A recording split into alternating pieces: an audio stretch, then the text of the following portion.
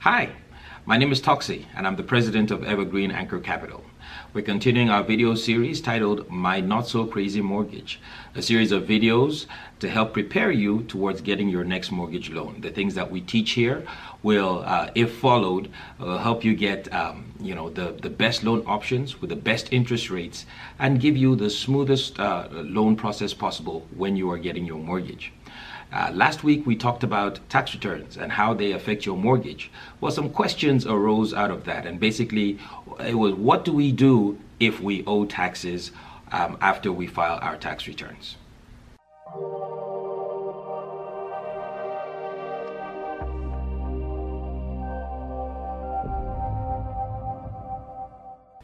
If you owe taxes, there are two ways you can handle them. The first, of course, is pay the taxes off if you have the funds available. All you have to do then is just show us, the bank, something documenting the fact that the taxes have been paid and there is a zero balance on there. You can get documentation from the IRS website or have them fax something to you, and we'll accept that as showing that the payment has been made and those taxes owed won't affect you anymore. Now, if this was done, if you made the payments before you applied for a mortgage, then all we need to do, all you need to show us is documentation that the taxes have been paid.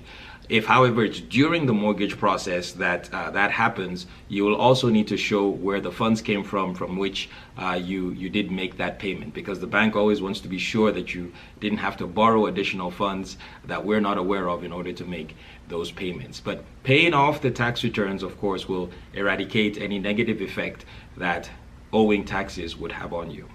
The second thing is you can set up a payment plan with the IRS. Typically, the IRS will allow you to do that. Set up a payment plan with them and pay installmentally to pay those taxes off.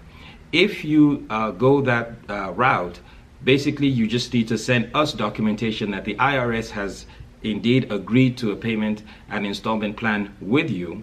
You'll send us what it is, you'll send us what the amount is, and that amount will add to your liabilities.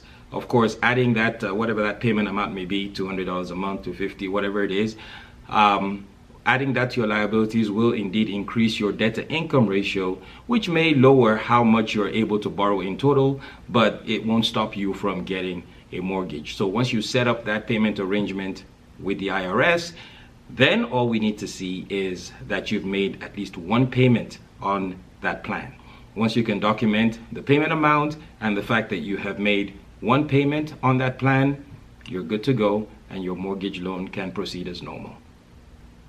If you already had a payment plan with the IRS on previous year's filed taxes and you have additional taxes owed on the current year that you just filed, typically the IRS will allow you to add that new premium onto the old installment.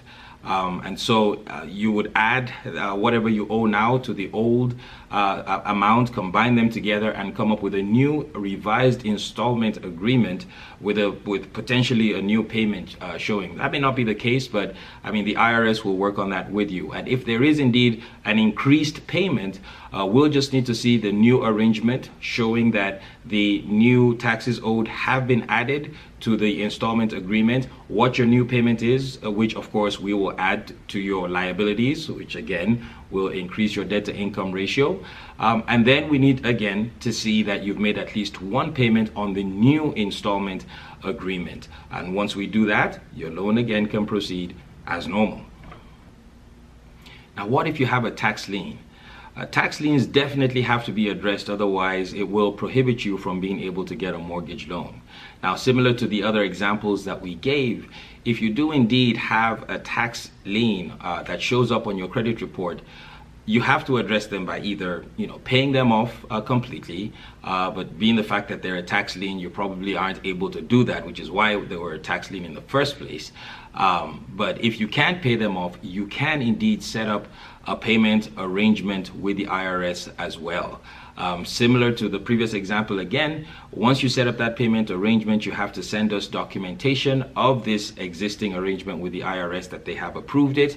The arrangement will show us how much of a monthly payment they have agreed with you to make. and basically we will add that to your liabilities again and count that into your debt to income ratio calculation. However, the difference this time, if there is a tax lien, is that showing one payment is not enough. We need to see at least 3 consecutive payments made on this plan before we can include it into your loan process and move on as normal. Sometimes there are some loans that do require more than 3 months, but most loan programs will accept just a 3-month payment, showing 3 months payments made on the new installment arrangement on your tax liens, and will allow you to get a loan with that. So in summary, taxes owed or tax liens won't necessarily stop you from getting a mortgage. You just need to either pay them off or set them up with a payment plan. Now, if you're able to do that before you apply for a mortgage loan, that would be great, because then you can get all that set up. You can either have the 1-month payment made, or if it's 3 months, you can get all that done before you apply, for a mortgage. And that way, everything is set up when you get started.